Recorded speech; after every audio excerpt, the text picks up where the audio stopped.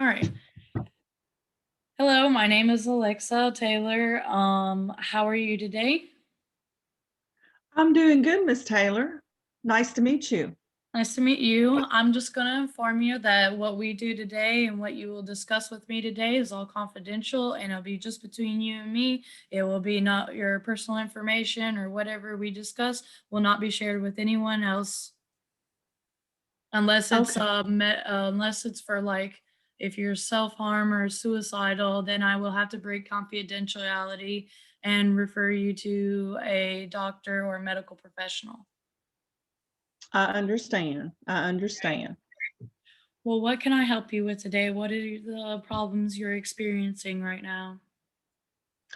Well, just to give you a little bit of background, I'm feeling a little stress and things have been a little hectic recently. Um, I guess I refer to myself kind of like the sandwich generation. I'm in that middle between like kids, grandkids, adult children, and then my elderly mother. So, um, I work full time and I go to school full time. And so I worry about my mother because I don't have enough time to spend with her as much time as I would like to be there and do the physical, like hands on, like maybe I have false guilt or maybe I have appropriate guilt. I'm not sure.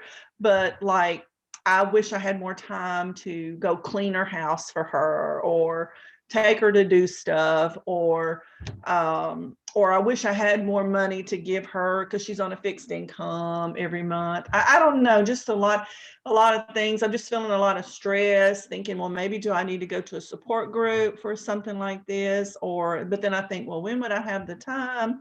So anyway, I'm just at that part in life where I'm just trying to figure out what I need to do uh, for my mom. Okay. Another question for you regarding your mother. Is she so she stays in her own home She does. and she has other than you, there's no other assistance with like in the family? No, I have two siblings and they both live out of state. They live in North Carolina and my mom lives in central Mississippi. We did live together at one point and she lived here in DeSoto County with me, or we lived together, I should say.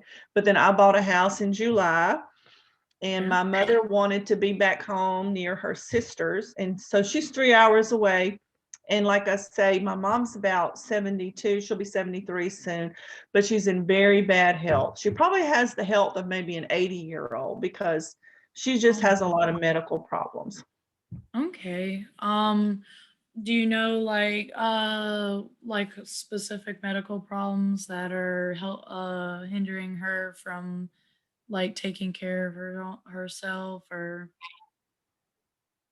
Yeah, she has several things. She has rheumatoid arthritis that is very progressed. okay. She has lupus Okay. and she has um, she has some incontinence problems. It's kind of embarrassing to talk about, Okay, but you don't have to discuss that if you don't want feel comfortable. okay. Thank you, thank you. But so I worry about her getting infections and things like that. She has um, um, I'm trying to think of the other thing. My mind is just going blank, but she just has a lot going on. Like she has, like right now, she has a white blood cell count, they say, Okay. and she just got over COVID and pneumonia. So she's not a healthy lady, but I want her latter years to be comfortable, and I want her to be safe, and I want her to um, have as best of a quality of life as she can at this particular point in time. Okay.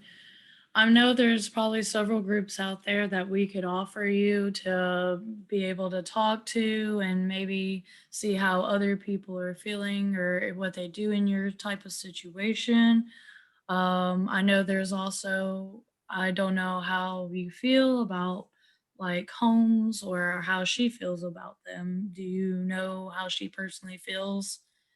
about maybe getting assisted living or having someone come to her and like help her out. Because I know there's several people, or there's people out there that they come to the home and they'll help her with any medical, make sure she just takes her medicine and other things that you might be interested in hiring a person or like a nurse or caregiver. Mhm. Have you? Well, her doctor is actually in the process now of prescribing her home visits with the actual nurse to come out and Okay, make that's sure her medication regimen is okay. But one of my concerns is my mother is stubborn and she still wants to drive, and she does still drive, but she has stopped driving at night. But she's hard-headed and she is going to keep driving that car. So I'm trying to figure out at what point do I intervene and take away the keys? So well.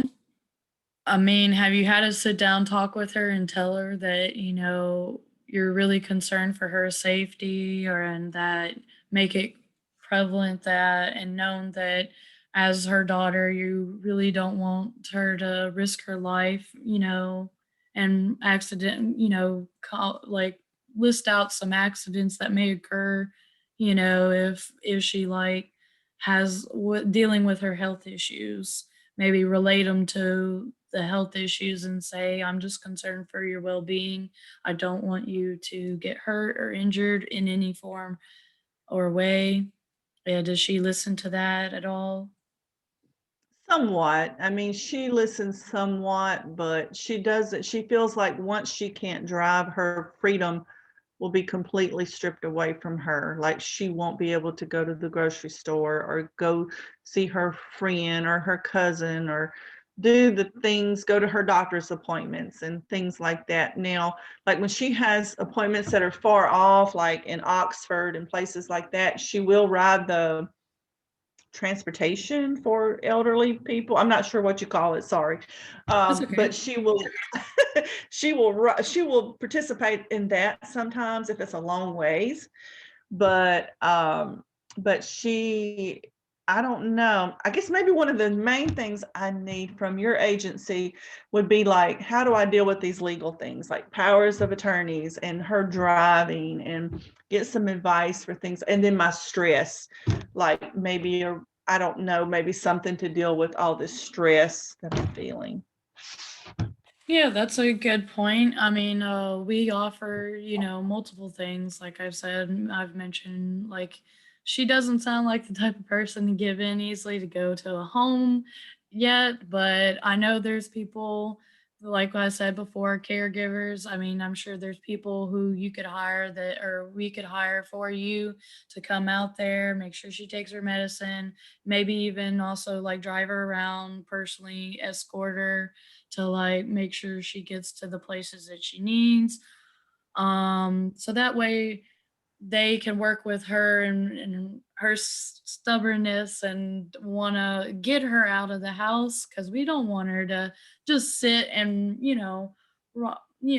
wither away. We want to help her feel more comfortable and also get out of the house and just enjoy the her life. And we can refer you to lawyers if you want to get a power of attorney for wills.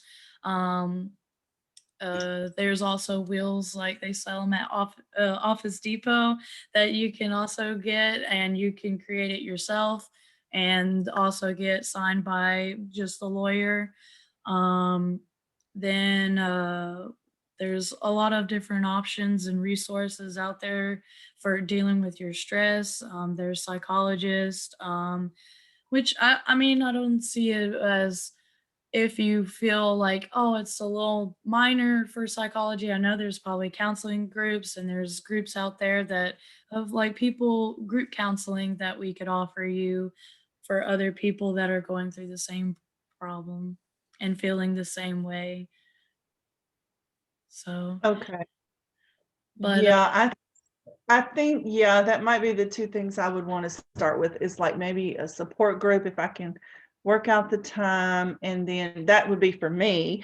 And then for her, like me and her have had this deal recently where, she just got over COVID and she can't make up her mind about resuscitate or do not resuscitate if necessary. Oh, Um, so I'm like, it's hard to talk to her about that.